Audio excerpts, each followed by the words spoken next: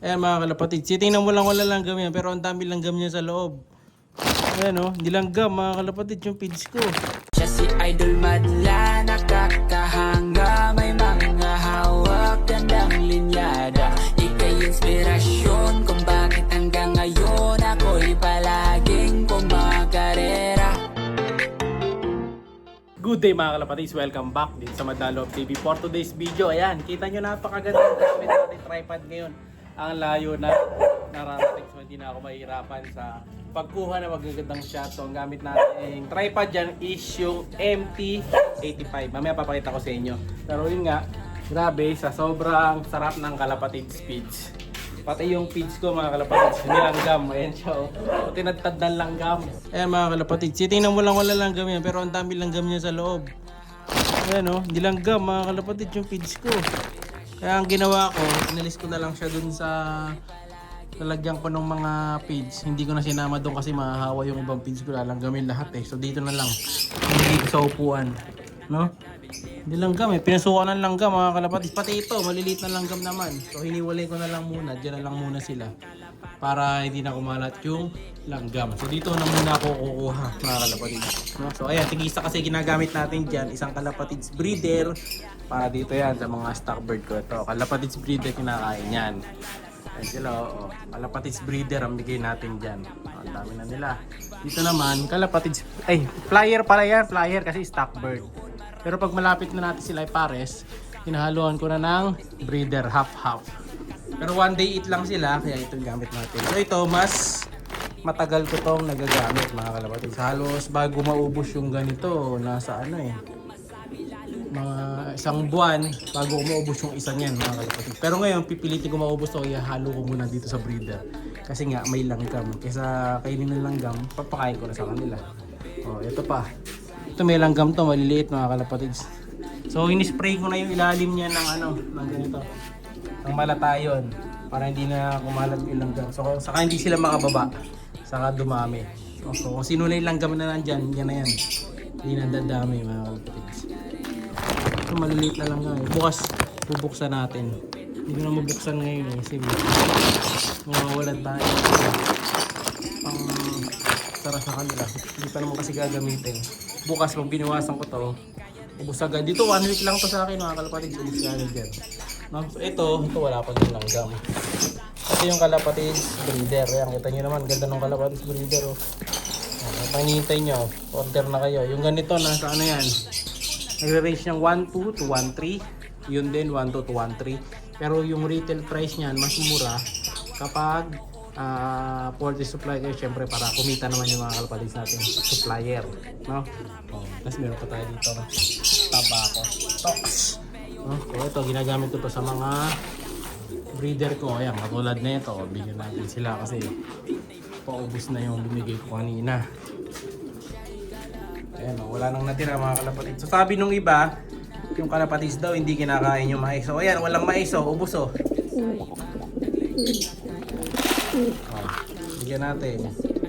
Ito, marami pa yata ito. Konti na lang din mga kalapatids. Kinakain naman nila yung mais. Depende kasi sa ano yan, sa ibon.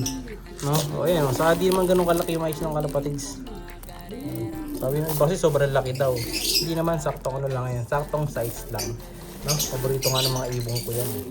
Ngayon, ito naman pala, bago na naman akong harvest mga kalapatids. So yung mga pinapaampun ko dito kahapon, wala na. Nakakuha na yung pinapaampun natin dyan mga kalapatids. Taken na. Iba pinapaampun natin. Bali ano na yun, 5 pieces yung pinaampun ko. Ngayon, meron ako dito. Siyempre hindi natin mapaampun to mga kalapatids. Nakarami na yung mga kalapatids natin na nag-aampun. So meron tayo mga bagong ibon dito. Ayan. Actually, kapatid nga ito nung iba kong pinampon mga kalapatids. Ito, meron tayo dito. Ako sa line nitong isa na to. Lahi ng 699 inbred. Ito, lahi nung Johnson C. Cross ang patuan. Saka Louis Chu. And then meron tayong red bar. So, 4 lang. May dalawa pa pala tayo dito. Ayan. Ayan o. Mga team flyer ko yan mga kalapatids. Kasi gumawa nga tayo sa PRC ng 10, 20. 20 na rin yung kinuha ko doon sa isang club mga kalapatid sa PRC. Kaya sakto-sakto yun, magagamit natin yung ring nila na yon sa susunod na laban. Kakulay nito pula pero summer yun. So yung mga nakasalo kong breeder, doon natin gagamitin mga kalapatid yung 20 na ring. So magpapares din kasi nga tayo sa mga susunod na araw. Ay mga bakante ko kita nyo. Butas mga kalapatid yung mga cage ko dito. Ayan mayroong isang bakante. Dito may isa pang bakante. Ito wala pang kapares. Isa lang siya. Yun. Tatanggalin na natin yung dalawa na to. Lilipat ko na yan dito. Magiging 6 na sila. So may isang butas na ulit tayo. Ito rin. Ito di pa ako kasi alam yung gender nito Pag ito hen, makabukas tanggalin ko na sila dito. Under lang to Under observation pa lang sila. Kung ano yung mga gender nila mga kalapatid. So wala nang poop tray yan. Inalis ko na. Ito. Check natin. Okay naman yung mga poops nila mga kalapatids. Walang tayo ng daga. Ito mayroon pang isa doon. Side check. Ito yung mga binigay sa akin ni Boss Ronald to. Dalawa. Ano pa to? Ano kondisyon pa? Ayan. Ito may bakante pa ulit. Isa. Pang 1 pair. Ito may tigisa pa dito. Papalitan natin ng pares to. Alisin natin yan. So, dalawa. Ang dami pa nating butas. Ayun yung kanina.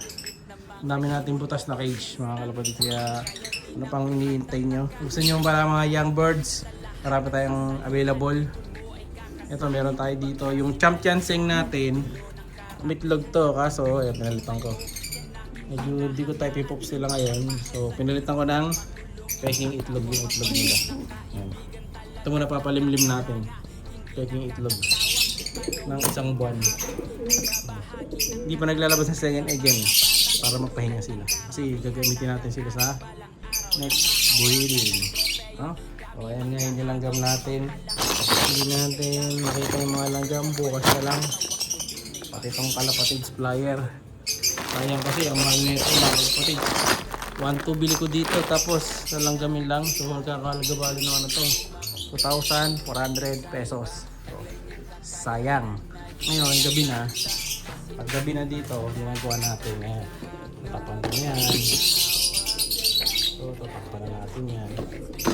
Kasi, ito napuha ng mga ng tagayan. Nasasasak na natin ito isa. Napundi na naman yung isang ilaw. Kontra lamok.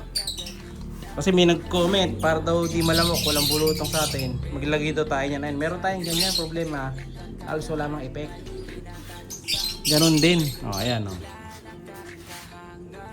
Diba? Kaso pundi yung isa bibili pala ako na isa pa. Pag mamayang gabi, madilim na dito mga kalapatids.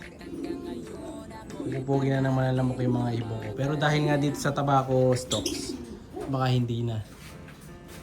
Ayan sara muna tayo ng kulungan. Bale, ito yung full potential ng ano natin mga kalapatids. Yung tripod natin yung ganyan kalayo. Malayo na to.